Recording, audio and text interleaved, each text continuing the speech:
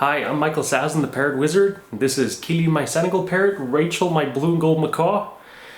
Truman, the Cape Parrot, still recovering, so I'm not going to use him for the video today. But stay tuned, watch all the way through the video to get this week's hint for the Spray Mister contest to find out how you can be the first to win the Spray Mist bottle of the week, like you've seen me using on Rachel in last week's video. So this video is about how to get your hands on an inexpensive parrot. So, like you probably realized, parrots can be quite expensive, and parrot care can be quite expensive. So just because you get a bird for half the normal price, for free even, doesn't mean that it's going to be an inexpensive experience. You're still going to need to buy expensive food, perches, toys, veterinary care. Veterinary care can be quite expensive. So no matter how expensive or inexpensive your initial purchase of a parrot might be, your ongoing costs will be the same. So whether you get a parrot for $10,000 or for free, your ongoing care will be just relative to the size and species and the individual bird, rather than how much you paid or didn't pay for initially. But with that said, I have a few suggestions, a few tips on how you can try to spend less money and get a more inexpensive parrot to begin with. Okay, suggestion number one, look for a smaller bird. So, if your budget is around, let's say, about $1,000 and you're looking at a macaw, and macaws lately run in the range of $2,000, $3,000, $4,000, then that might not quite be in the works. However, if you're able to budget the yearly expenses and be able to take care of the food and the vet care costs and the perches and all the supplies you're going to need, and after budgeting all of that, you have $1,000 left, one way you can get a less expensive parrot is to look into a smaller bird.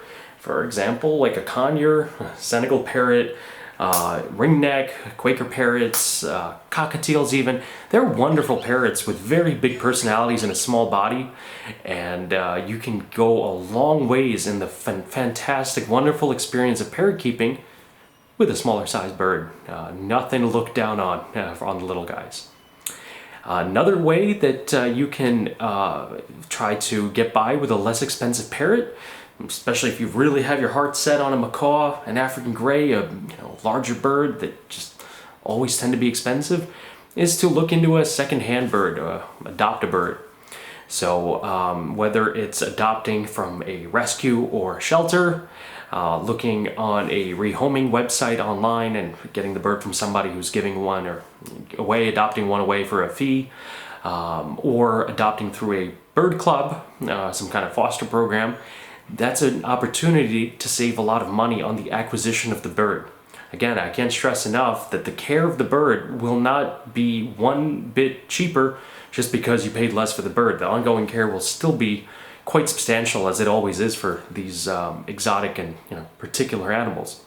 However, a couple $1,000s saved on the bird, that could be a couple thousand that does go toward veterinary care and supplies and all the things you need. So instead of paying something like $4,000 for an African gray, that's what they go for these days, you might be able to find one for half or a quarter of that amount. Same thing goes for the macaws and a lot of those bigger birds. And getting a secondhand bird doesn't necessarily have to mean that you get a second-rate experience. It just means that, just like the car that comes off the lot, they cost a lot more when they're, brand new, when it's just that baby bird at the bird store. That first dibs opportunity to own one, you pay a huge premium. And even like a return bird from a store that, let's say, was, $4,000 up front, 1 year old, that same bird might be $3,000 or $2,000. The price goes down very quickly with a little bit of age. And then after that, the age doesn't really play a role. A 10-year-old parrot, a 30-year-old parrot doesn't really affect their price anymore. So you can save a quite substantial amount of money on a parrot by getting secondhand. And my biggest advice in that case is to really do your research up front and realize that you're not going to have that baby opportunity to kind of have a naive, easygoing bird that you can just bond with a lot easier without putting in the work up front. keep in mind, those baby birds, they grow up into adult parrots just the same, and you still have to put in the work. But it buys you a little bit of time to ease into parrot ownership. So you have time to kind of get used to parrot care and do a little research and do some stuff with your parrot, get some more research. Whereas when you're getting an adult parrot, rehome bird, especially a rescue bird, you're diving right into the full challenge right off the bat. That's where my biggest advice would be, start off by reading my book, The Parrot Wizard's Guide to Well-Behaved Parrots.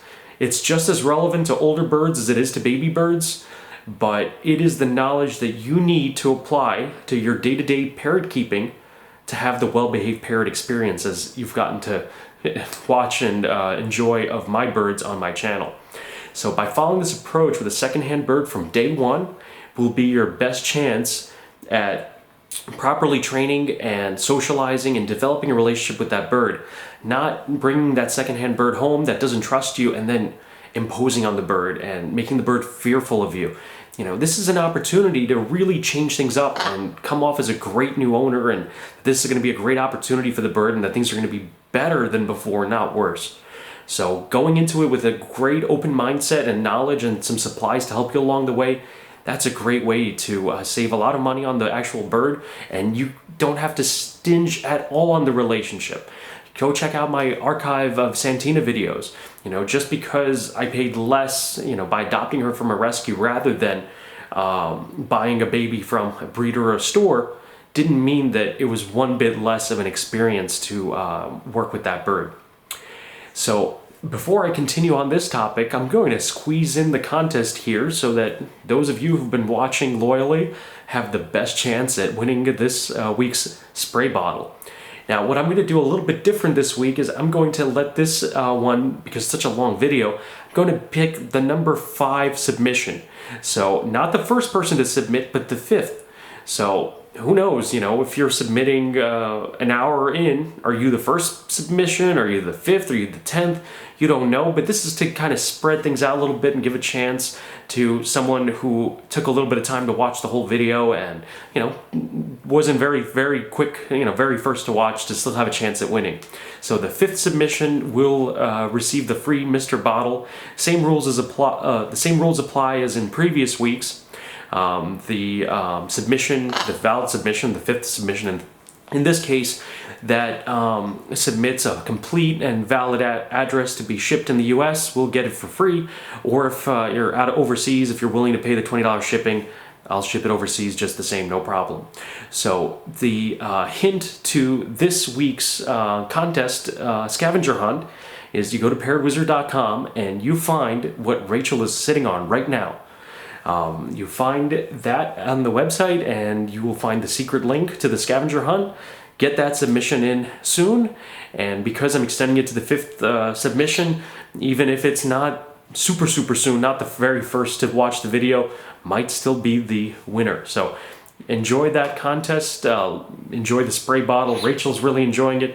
I know previous winners, Rivka Weiss and Bu's mom, are thrilled and enjoying their Mr. Bottles with their birds, and I still have a few more of these, and I'll be giving them out for the rest of this year so that more parrot owners can enjoy this wonderful, refreshing Mr. Spray with their bird.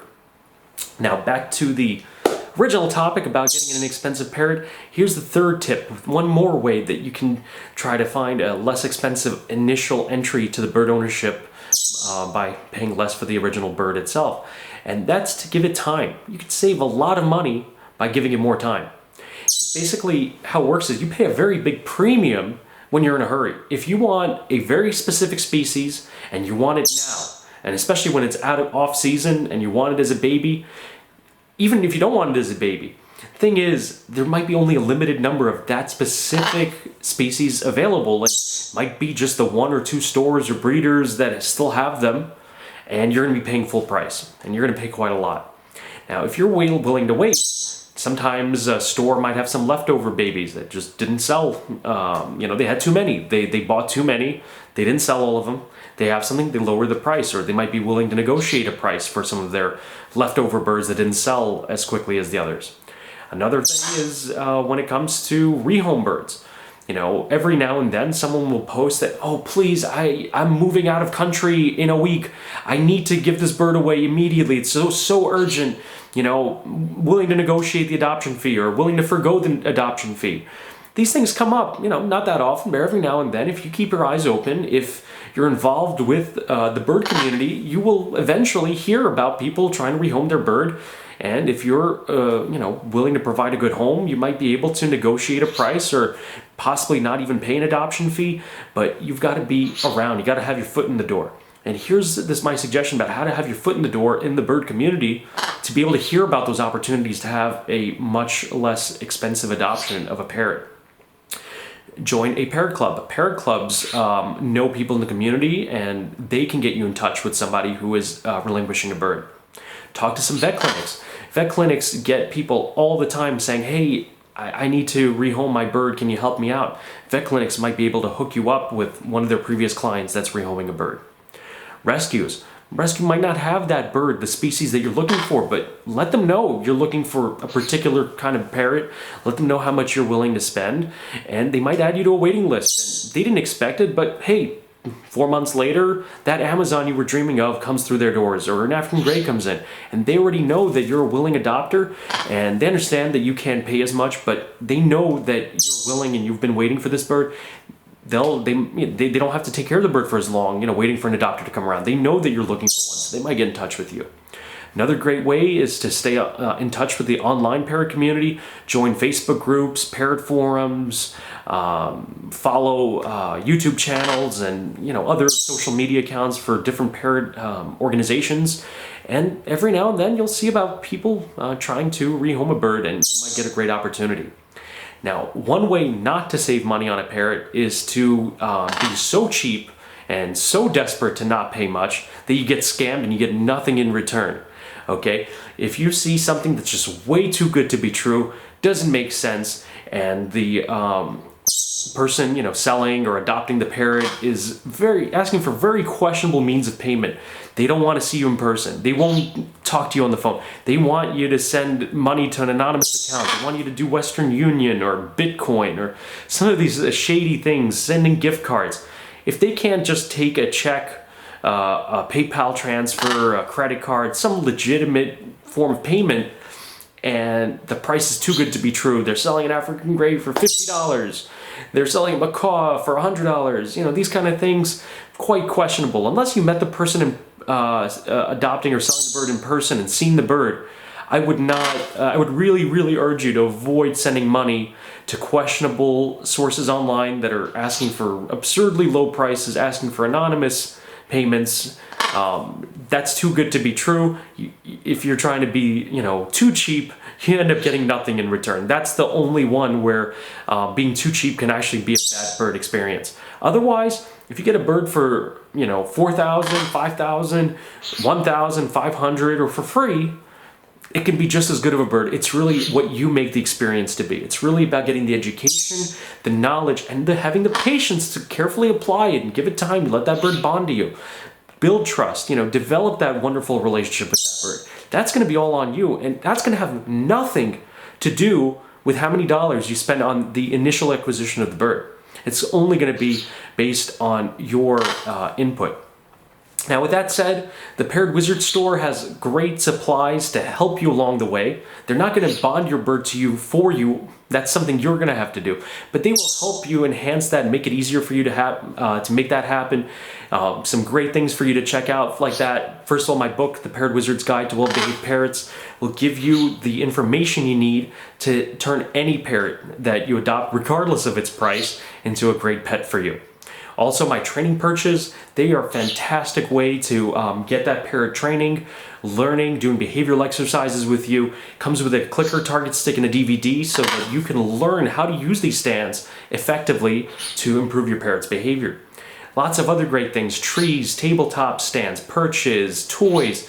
All of these things are specially tailored to help improve your relationship with your parrot and make them be a much more well-suited pet for the human environment. So be sure to check those out at parrotwizard.com. You can browse my complete collection of over 500, I think it's over 600 videos at this point at parrotwizard.com/videos. See, my old videos, they're very hard to find on YouTube. If you try to go to my channel and you scroll down, you scroll down, you scroll down, it's very hard to get back to a few hundred videos back. If you visit my website, parrotwizard.com, go to the video section, it's very easy to go back through the archives. You can see all of my past and present videos in order or sorted by the kind of parrot you're interested in, or do a search. Very easy way to browse my history. And of course, you can read all my free articles at trainparrot.com.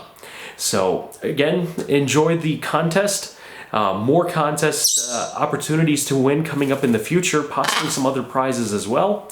Thank you so much for watching, and be sure to subscribe and enable notifications so that you can be first to hear about my new videos and run and participate in the contest for your best chance to win. So I hope that this helps you understand a little bit of ways that you can try to save a little bit of money when you're acquiring a parrot, especially that's important to you, and how you can still use your knowledge and ability and relationship to turn any parrot, regardless of the initial price you spent, into a wonderful, well-behaved parrot. Thanks for watching. Bye now. Rachel. Hi, sweetie. Ooh, pretty birdie.